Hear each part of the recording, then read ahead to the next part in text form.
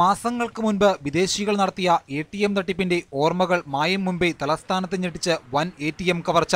കഴക്കൂട്ടത്തെ SBI ATMിൽ നിന്ന് 10 ലക്ഷത്തിലധികം രൂപ കവർന്നു. വെള്ളിയാഴ്ച പുലർച്ചെ 2:30 മണിയോട് കൂടിയാണ് കവർച്ച നടന്നതെന്ന് പോലീസ് സംശയിക്കുന്നു. രാത്രി 1:30-ന് ATMിൽ നിന്ന് പണം പിൻവലിച്ചിട്ടുണ്ട്. ATMിൽ പണം നിറയ്ക്കാൻ വന്ന ഉദ്യോഗസ്ഥരാണ് പണം നഷ്ടമായ വിവരം ബാങ്ക് അധികൃതരെ അറിയിച്ചത്. ബാങ്ക് അധികൃതർ പോലീസിനെ സമീപിക്കുകയായിരുന്നു. ATMിൽ നിന്ന് 10,18,500 രൂപ നഷ്ടമായെന്ന് പോലീസ് പറഞ്ഞു. 10,18,500 രൂപ നഷ്ടപ്പെട്ടെന്നാണ് ബാങ്ക് അധികൃതർ 18,500 രൂപ നഷ്ടപ്പെട്ടെന്നാണ് ബാങ്ക് അധികൃതരിൽ നിന്ന് നമുക്ക് മനസ്സിലാക്കാൻ കഴിയുന്നത്. കവർച്ച നടന്ന ATMിൽ കഴിഞ്ഞ 1 മാസമായി CCTV ക്യാമറ പ്രവർത്തിക്കുന്നില്ല. ക്യാമറ മനഃപൂർവ്വം പ്രവർത്തനരഹിതമാക്കിയതാണോ എന്ന് അന്വേഷിക്കുമെന്ന് പോലീസ് പറഞ്ഞു. ടെക്നീഷ്യനോട് ചോദിച്ചിരുന്നു. അപ്പോൾ കഴിഞ്ഞ 1 മാസമായി CCTV വർക്കിംഗ് അല്ല എന്നാണ് അറിയാൻ കഴിഞ്ഞത്. ആ പ്രസ്തുത വിവരം SBIയിലെ കൺസേൺ അധികാരികളെ അറിയിച്ചു എന്നാണ് അദ്ദേഹം പറഞ്ഞിട്ടുള്ളത്.